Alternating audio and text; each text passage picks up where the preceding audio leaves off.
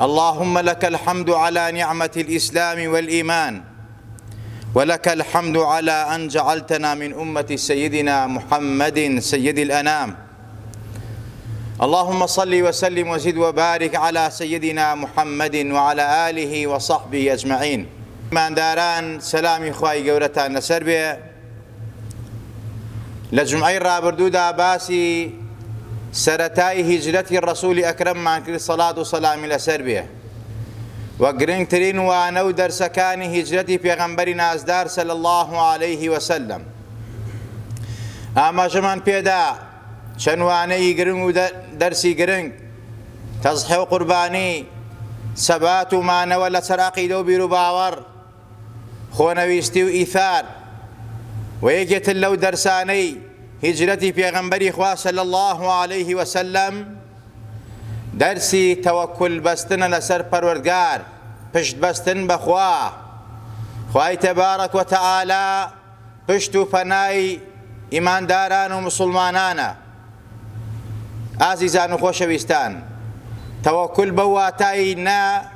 كإنسان اترواز لأسباب وكاركان بينه بلكو وك پیغمبري خوا صلى الله عليه وسلم پێویستە ئەو هۆکارانەی کەوا بۆ نەجاتی ئینسان و ڕزگاری ئینسانی تایە لە هەموو دەرد و بەڵا و موسیبەت و ناڕەحەتی و دوژمنایەتی و دوژمنکاریەک لەگەڵ تەوەکل بەخوا بیگرێتە بەر ئەخز بە ئەسباب و وەرگرتنی هۆکارەکان. ئەمە شیمە و ئاکاری پێغەمبەرە صلی الله عليه وسلم لەگەڵ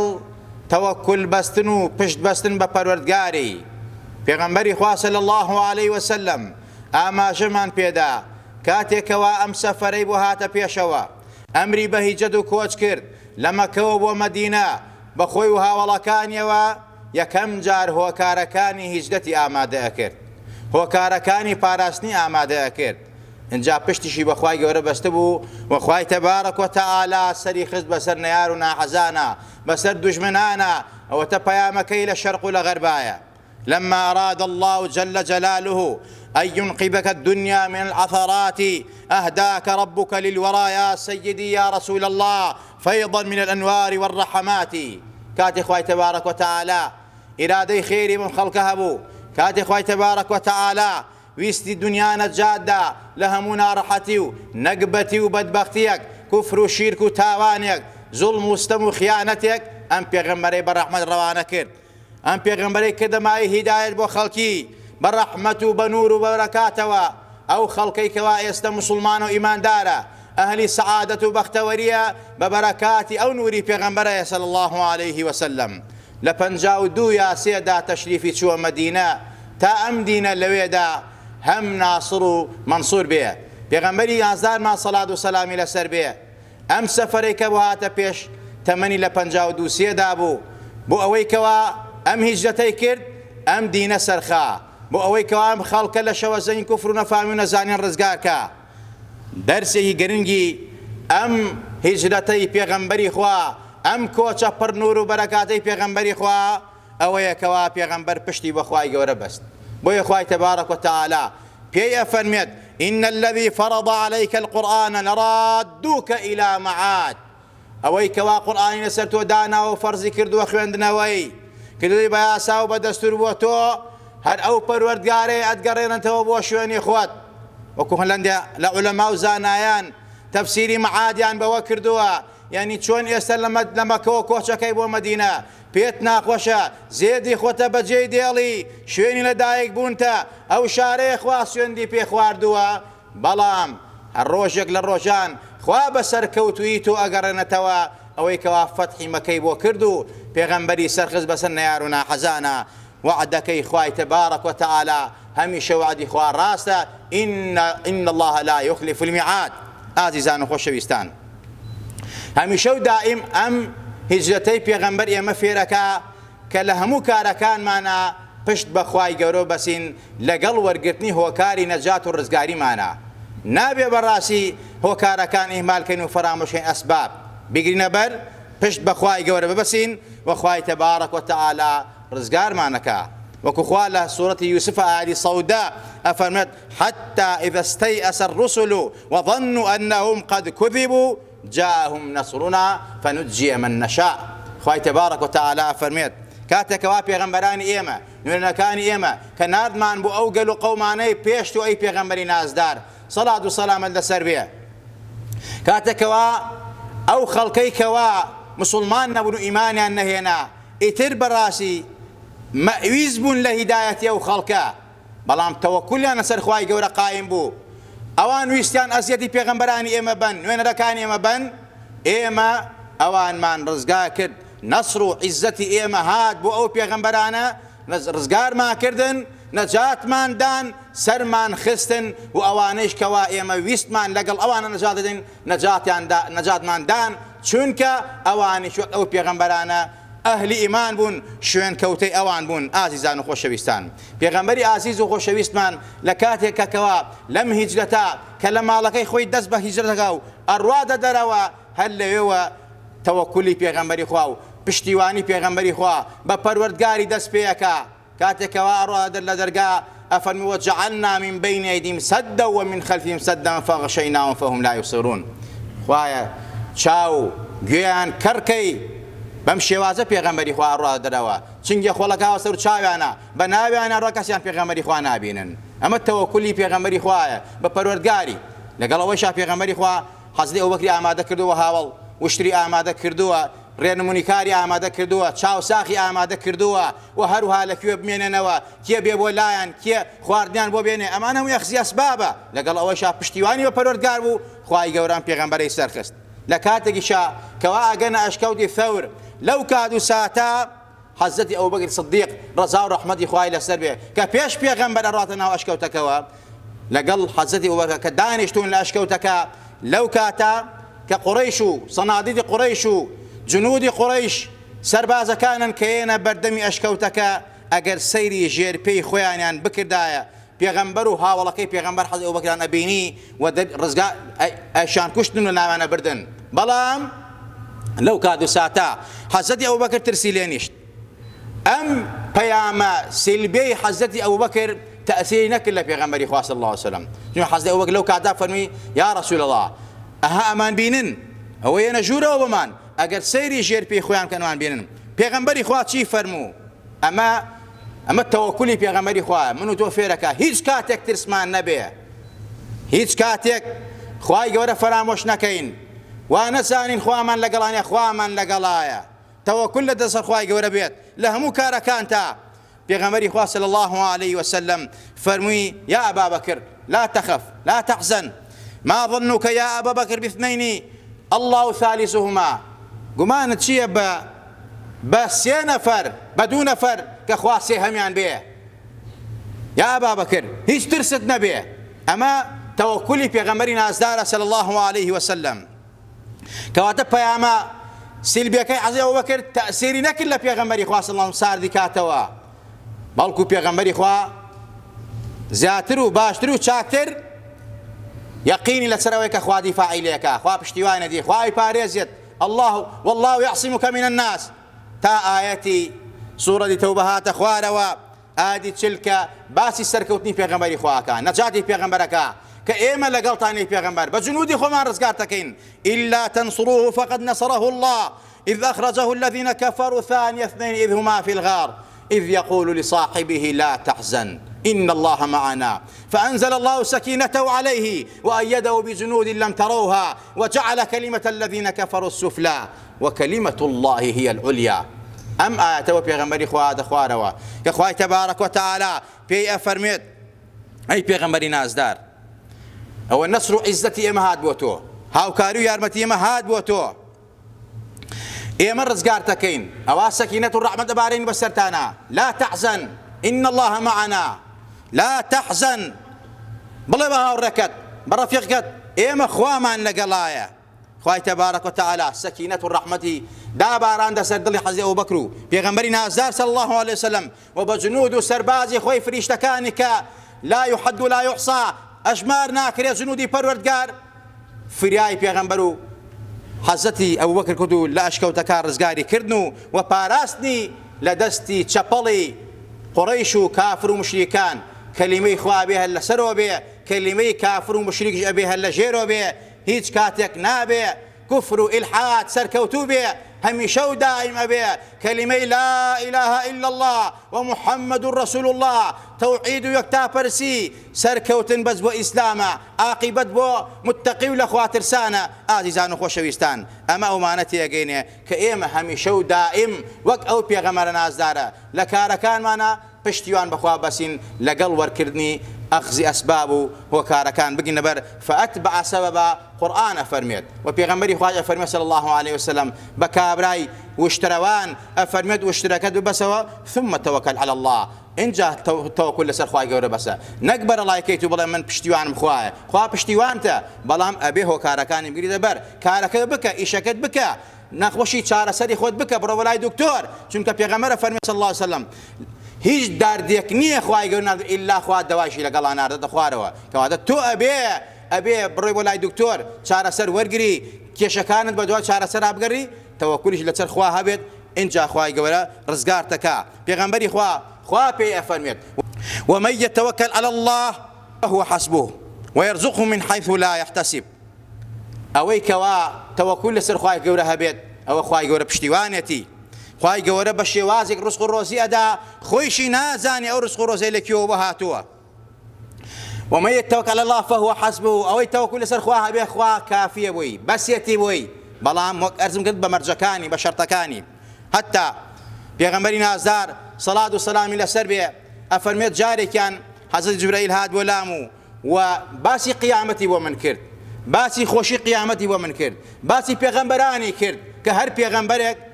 ئومەتەکەی چەندە ئەفەرمێت عەرزی قیامەتیان بۆ کردم ئاوا قیامەتیان هێنا پێشاوم وەکو چۆن ئینسان تەشبیه نەبێ فلیمێک ئەگرێ و دوای لێ ئەداتەوە ئەفەرمێت ئاوا قیامەتیان پێی نیشاندان پێغەمبەری خوا ئەفەرمێت صلی الله عليه وسلم ئەفەرمێت پێغەمبەر مەبینی خۆی بە تاق و تەنها بوو پێغەمبەر مەبینی دوو نەفەری لەگەڵا بوو پێغەمبەر مەبینی بەس خێزانەکەی لەگەڵا بوو پێغەمبەر مەبینی دە نەفەری لەگەڵا بوو پێغەمبەر مەبینی هیچ کەسی لەگەڵا نەبوو ئەفەرمێت قەبیلەیەکم بینی پێغەمبەرەکان لە پێشەوە بوو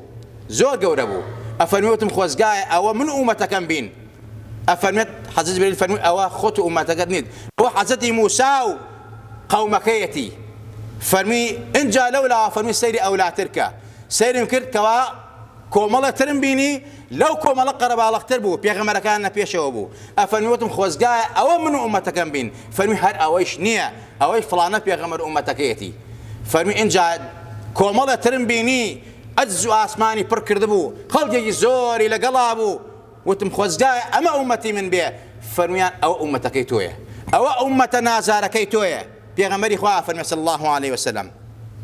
انجا فرمي ويدخل الجنة من هؤلاء 70,000 بغير حساب أي محمد آقادار به أم أمة الزوري تو كتو بيشوايان أكيتو سرورياني تو رابرياني 7,000 دانا لم أمتي تو ببيع حساب كتاب رنباشت ببيع حساب كتاب ناكن نان محاسبة ناكن پیغمبری خواه صلی الله عليه وسلم امش دخو شي گوێلێ زەردەخە نەگرتی و هەر یەک لەم 7,000 شەفاعەتەکەن بۆ چەندین هەزار کەس خوا ئەوانش لەوانش خۆشە بێ ئەوانی لەگەڵ خۆیانە ئەبەنە باشتەوە ئەسحابەکانی پێغەمبەری خوا فەرمیان یا رەسوڵ الله جاخۆ ئەمە ئێمە خۆمان و مناڵەکانمان ئەگرێتەوە باوباپیرانمان ناگرێتەوە ئەی باشە چۆن بزانین ئەمانە ئێمەی تایە چۆن بزانین ئێمە لەو کەسانین لەو 7,000ین پیغمبری خواه فرمی صلی الله عليه وسلم هم الذين لا يسترقون ولا يتطيرون ولا يكتؤون وعلى ربهم يتوكلون فقال عكاشة بن محصن أمنهم أنا يا رسول الله قال نعم فقال آخر فقال سبق بك عكاشة رواه البخاري پیغمبری خواه صلی الله عليه وسلم فرمي صفتي أو كساني كوا 7,000 لأمتكي منها ببيع حساب يا رب باشتوا صفتك أمانا يكم لا يسترقون بدواي نشتو كاريان ناقرين أم جادو قروا أو ساعي بدواي وناقرين طبعا نشتي شرعي هي بلام بقرآن وحديث بكريت دعاء رقية شرعي هي بيغمبري خواه فرمت طبعا لو سرد ما أو ساعي وجادو قروا باوكو إساش خريكة ئەو سائر و جادوگەرانە بازاڕە نەکرێتەوە خەڵکێکی زۆر بەتاڵ دوور لە دین تەوەکولیان لەسەر خوانیە ئەڕۆن بۆ لایەن هەتا هەندێکیانەیە بەڕاستی دوو لە ڕووی جەنابەتان نامردن دوعای شەڕەکەن سیحر و جادوەکەن لە خەڵکی پێغەمبەری خوا ئەفەرمێت ئومەتەکەی من ئومەتە نازارێک من ئەوانەی کەوا 7,000 ئەڕۆنە باشتەوە صیفەتیان ئەوەیەکەوە بە دوای کاری ناشەرعیان ناگەڕن، نوشتەی ناشەرعی ناکەن، لا یەسرقون، محتاجی خەڵکی نین، بەس محتاجی خوان، ئەخزی ئەسبابی شەکەن بۆ کارەکان نەگنەبەر. اینجا فەرمووی و هەروەها تەطەیور ناکەن. تەطەیور ئەوەیەکەوە کاتی خۆی لە سەردەمی کۆنا بۆ بینی فاڵگرنەوە بەختگرتنەوە، ئێستش هەندێک شوێن هەندێک خەڵک خەریکی ئەو بەزمە هەن، بەنی سووربامدا کردنەوە بردنەوە، ئەمانە هەیە ئێستش ئەمانە حرامە، جائز نییە. پێغەمبەری خوا ئەوانەی کە لەو 7,000 کەوا بەبێ حساب ڕۆنە بەهەشت، ئەوانن کەوا ڕوقەی ناشەرعی ناکەن، ئەوانن کەوا تەطەیور ناکەن، بەخت ناگرنەوە، جادو قاوە ناگرنەوە، و هەروە ئەوانن کەوا کەوی ناکەن. کەوی سوتاندنە جۆرێکە لە عیلاج. پێغەمبەری خوا صلی الله علیه و سلم فەرموویێت من ئەڵێم شیفا لە سێ شتایە، لە حەجامە و لە هەنگوینە لە کەویە، بەڵام من پێم خۆش نییە کەوی بکەم سوتاندنەکە. پێغەمبەری خوا نەهی لە ئومەتەکەی کردووە کە کەوی بکە. جا ئەوانەی کەوا ئەمە صیفەتیانە و ئەهلی نەجاتن و بەبێ حیساب ڕۆنە بەهەشت، ئەم سێ صیفەتیان هەیە. عوکاشەی کوڕی موحسین فەرمووی یا رەسوڵ الله تۆ بڵێ من یەکێکم لەوانە. پێغەمبەری خوا فەرمووی تۆ یەکێکی لەوانە، چونکە هەموو صیفەتەکانی تیا بوو. اینجا